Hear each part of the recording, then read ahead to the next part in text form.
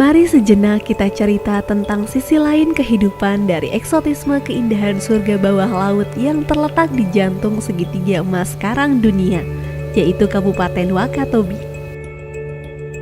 Dikelilingi oleh 4 pulau yaitu Wangi-Wangi, Kaledupa, Tomia, dan Binongko, Kabupaten Wakatobi yang terletak di Sulawesi Tenggara ini menyimpan keunikan dari masyarakatnya yang menghargai alam, yaitu suku Bajo.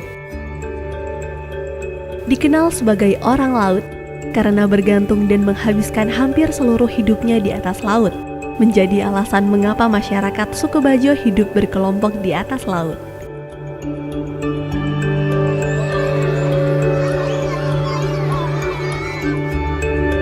Saya di sini sejak tahun 70 saya lahir.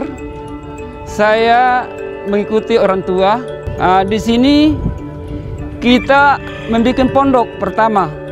Jadi lama kelamaan datang dari penjuru, dari Mola, kemudian dari Mantigola. Lama kelamaan jadilah perkampungan. Disitulah terjadi satu desa, yaitu namanya Desa Sambabahari. Penduduk di sini 400-an lebih. Kemudian jiwanya ada 2017 jiwa. Keunikan dari perkampungan suku Bajo ini yaitu di mana halaman rumah masyarakatnya adalah lautan yang luas dan transportasi yang digunakan berupa perahu. Rumah-rumah mereka disusun dari batu-batu karang dan tiang-tiang pancang di tengah laut. Karena mereka menggantungkan hidupnya di laut, kebersihan lingkungan menjadi hal yang sangat penting untuk dijaga dan dilestarikan.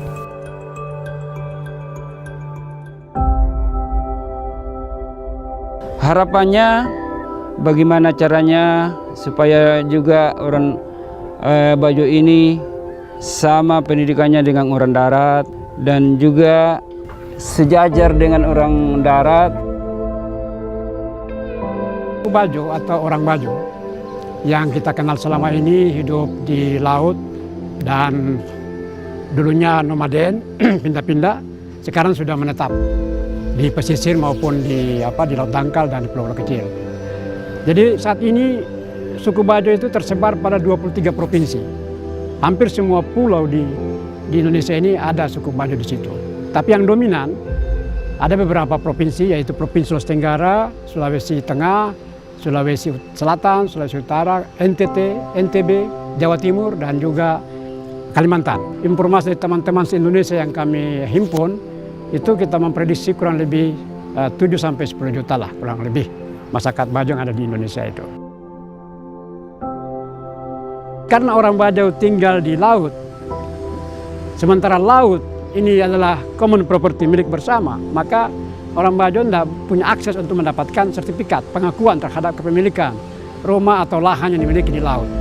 Nah, dengan demikian, dengan tidak adanya katakanlah akses kepemilikan aset di laut, ini berimplikasi juga kepada kesempatan mereka untuk mendapatkan skema-skema pemberdayaan masyarakat atau bisnis atau pengembangan usaha, karena tidak punya kolateral, tidak punya jaminan untuk misalnya mengakses katakanlah permodalan dari bank. Nah, oleh karena itu saya kira keberadaan daripada ATR ini atau BPN ini menjadi sangat penting bagaimana memikirkan model kepemilikan aset tanah atau air yang di laut itu, sehingga secara hukum itu sah begitu dan bisa digunakan oleh masyarakat kita, masyarakat Bajo. Kementerian ATR BPN tidak dapat berjalan sendiri dalam menyelesaikan persoalan tersebut. Masalah kepastian hukum bagi masyarakat pemukim di atas air seperti suku Bajo perlu diselesaikan bersama antara lintas sektor.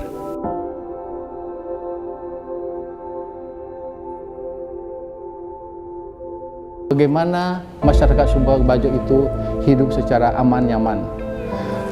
Dengan apa? Dengan memberikan suatu kepastian hukum, negara hadir di dalam melindungi terkait aset yang mereka tempati. Kemudian bagaimana masyarakat suku Bajo itu menjadi responsif melestarikan lingkungan hidupnya. Kemudian yang tidak kalah penting adalah memberikan permodalan atau membuka akses kepada mereka di dalam meningkatkan kualitas atau meningkatkan kesejahteraan masyarakat suku Bajo itu. Ini dimungkinkan karena sesuai dengan Undang-Undang Pokok Agraria di pasal 4 ayat 1 dan 2, di situ dimungkinkan apabila tiang pancang hunian mereka itu sampai kepada permukaan bumi atau permukaan tanah.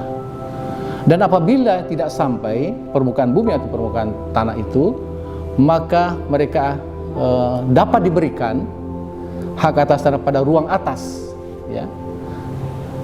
Tetapi dengan catatan harus ada rekomendasi atau ada izin dari Kementerian KKP, Kelautan dan Perikanan. Untuk itu kita sangat mengharapkan keterlibatan masyarakat, pemangku kepentingan di dalam mencari solusi-solusi konkret di dalam mewujudkan atau menjamin masyarakat adat, masyarakat suku Bajo tradisional dan masyarakat lokal itu terjamin atau terlindungi hak-haknya, diberi kepastian hukum, dan tentunya menjamin kelestarian lingkungan hidup. Untuk itu, perlu adanya sinergi dan komitmen kuat bersama dari seluruh pemerintah untuk berkontribusi dan mewujudkan cita-cita reforma agraria demi mensejahterakan rakyat. Persoalan di atas akan menjadi salah satu pokok bahasan dalam GTRA Summit 2022.